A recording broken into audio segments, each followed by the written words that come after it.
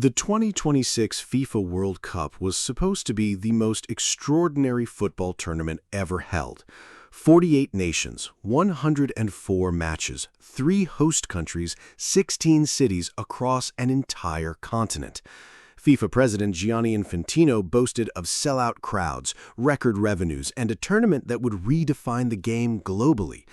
And in many ways, the excitement was absolutely real. Fans across the planet had been waiting years for this. The biggest World Cup in history was finally here. But here's the thing. When June 11th arrived and the tournament finally kicked off, it didn't just bring goals and glory. It brought controversy, chaos, and a set of questions that nobody in football quite expected to be asking this early. Tickets are going unsold at eye-watering prices. Referees have been turned back at borders. Players have been denied entry to the host nation. And billions of fans across Africa, Asia, and Europe are staring down the barrel of 3 a.m. kickoffs. And then, to top it all off, England's squad showed up to their base camp in Kansas City and discovered that someone had stolen their training equipment, their boots, their gear, their match balls, gone. So what is actually going on with the most ambitious World Cup in football history? Let's break it down properly. If you haven't already, hit subscribe and turn on notifications. This story has a lot of layers, and we're going to go through every single one of them. Let's start at the very beginning. The tournament opened on June 11th in Mexico City, and on the surface, it looked exactly like what FIFA had promised. Mexico beat South Africa at the iconic Mexico City Stadium in the opening game. The atmosphere was electric. The Azteca was packed. It felt like a proper World Cup. Then the United States played their opener. Fuller and Balogun scored twice, and Christian Pulisic ran roughshod over Paraguayan defenders as the United States recorded a dominating 4-1 victory in its World Cup opener on Friday.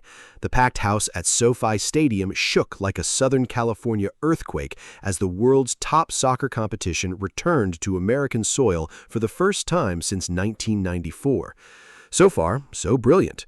But almost simultaneously, a very different story was unfolding just a few thousand miles away in Guadalajara, Mexico. During the South Korea versus Czech Republic match, television cameras started picking something up, something FIFA really didn't want the world to see: empty seats. Empty red seats were prevalent across the arena, particularly in the center of the East Stand and near the pitchside VIP section. And remember, this was supposed to be a near-capacity crowd of almost 45,000. FIFA strongly denied widespread claims that thousands of seats went unfilled, but the images were already everywhere. The debate had already started. And that debate leads us directly into the biggest story surrounding this tournament before a single ball was even kicked. The ticket pricing scandal at this World Cup is something that fans and analysts have been watching for months, and now that the tournament is actually underway, it's exploding into something much larger.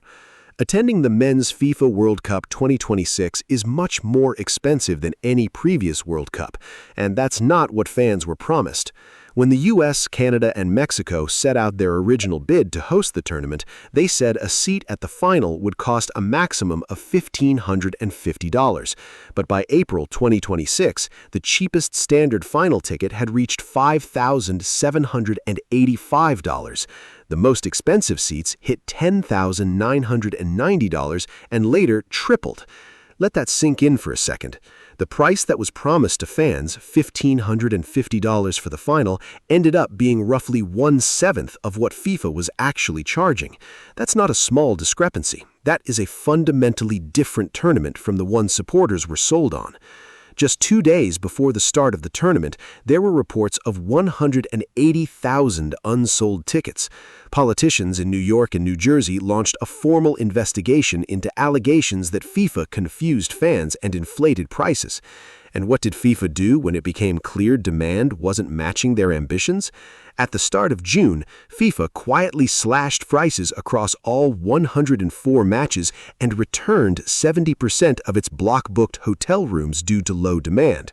A last-minute change of tactics, clearly designed to try to fill those seats before the cameras turned on. But here's where things get really interesting, because the dynamic pricing model FIFA used didn't just price out casual fans, it priced out the actual football supporters, the people who travel across the world to follow their teams, who buy the scarves, who sing the songs, who make the atmosphere. Football Supporters Europe called the pricing structure excessive and said prices have risen exponentially since the 2022 tournament in Qatar. One advisor for economic policy described the current ticketing model as favoring maximum extraction over the average fan, noting that while FIFA previously promised $60 tickets to keep the games accessible, those seats represent only about 1 to 2% of total availability. Think about that. The $60 ticket that was supposed to make this tournament for everyone, it exists, technically, but in reality, it represents barely a fraction of what's actually on offer. If you think the ticket situation deserves a proper investigation, drop a comment below. And if you're new here, subscribe. We cover FIFA stories like this one every week. Now, let's talk about something that almost sounds too dramatic to be real, but it is real, and it happened in Kansas City. Ahead of their opening game against Croatia in the FIFA World Cup 2026, the England football team was hit by theft of players' boots, training gear, and tournament footballs. According to reports, the England team was left with just one football for training after the incident. One football for an entire national squad preparing for a World Cup group stage match. Think about that for a moment. The theft happened when equipment was being transported from West Palm Beach in Florida to Swope Soccer Village, England's base camp in Kansas City, Missouri.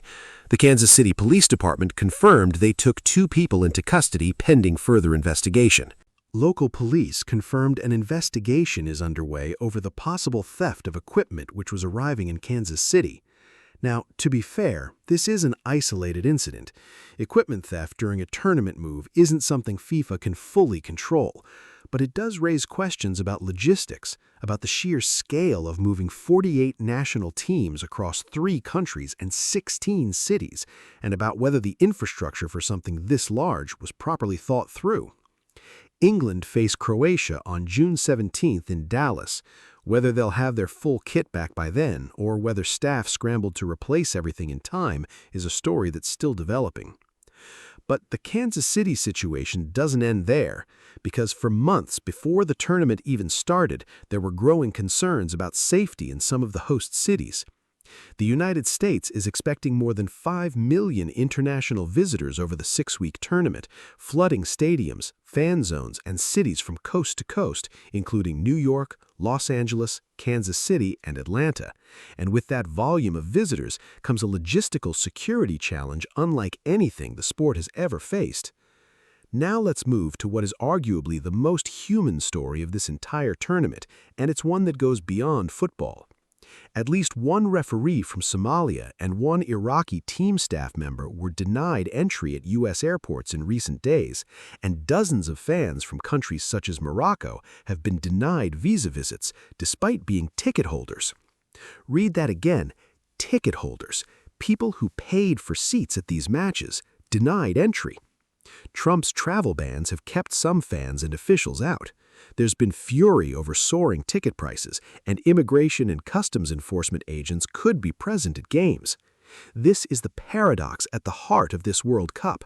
You're hosting the most globally inclusive tournament in football history, 48 nations, fans from every corner of the planet, and yet some of those fans can't even get through the front door of the country hosting it. One professor and author who has written about this tournament described the 2026 World Cup as a massive paradox, and it's hard to argue with that framing when you see referees being turned away at airports. Now, visa complications at major sporting events aren't entirely new. The 2022 World Cup in Qatar had its own set of access and exclusion issues. But the scale of what's being reported here and the fact that even official football personnel are being caught up in it gives this a very different character.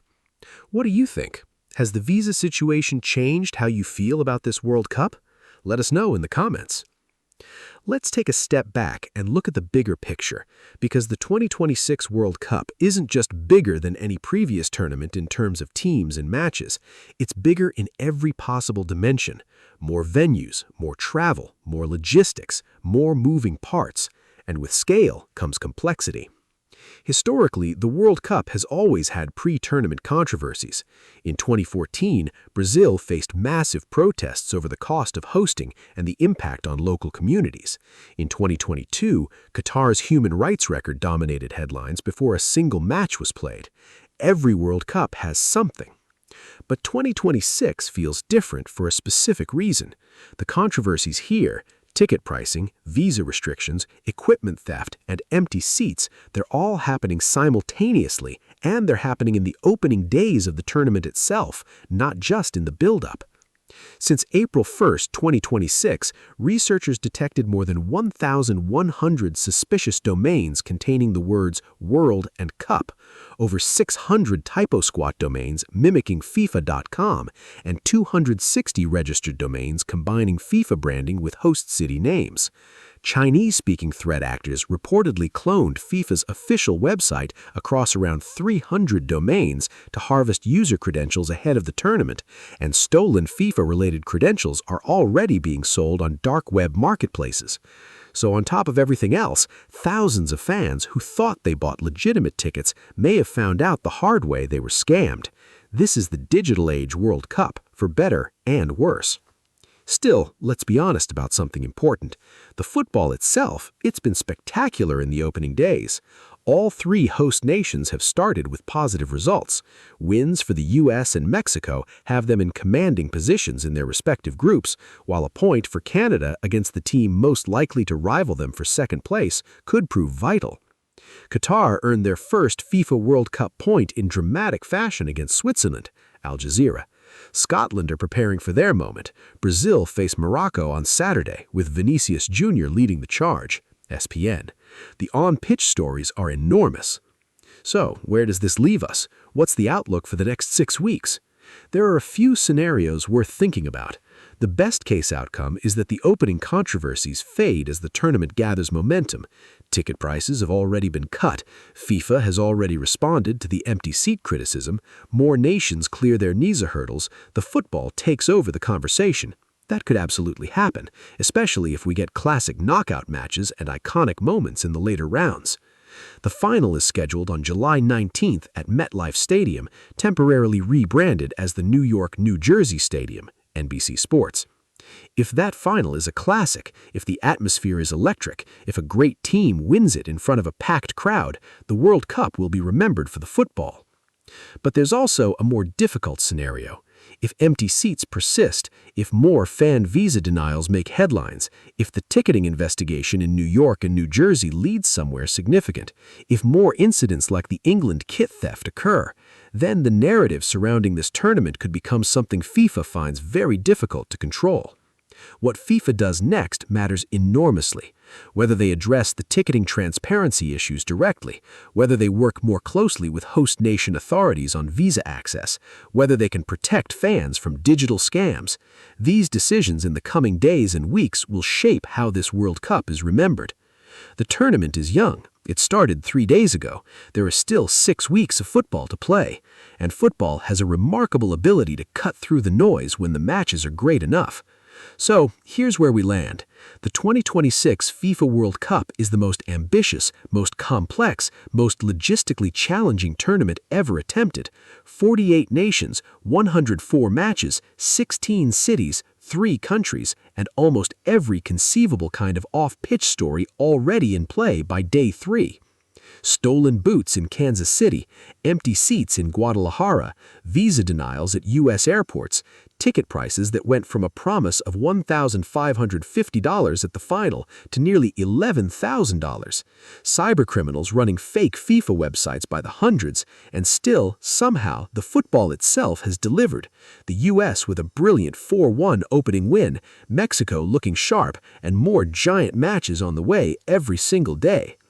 This is the World Cup we have. It's complicated, it's controversial, and it's unmistakably the biggest sporting event on the planet right now. The question I want to leave you with is this: does all of this off-pitch chaos change how you're feeling about FIFA 2026, or is it already getting drowned out by the football on the pitch? Drop your honest opinion in the comments. I read every single one. If you've made it this far, do us a quick favor and hit that subscribe button. We cover every angle of the World Cup, the stories FIFA wants to talk about, and the ones they don't. New videos going up throughout the tournament. This story is still developing, and as always, football never stays quiet for long. See you in the next one.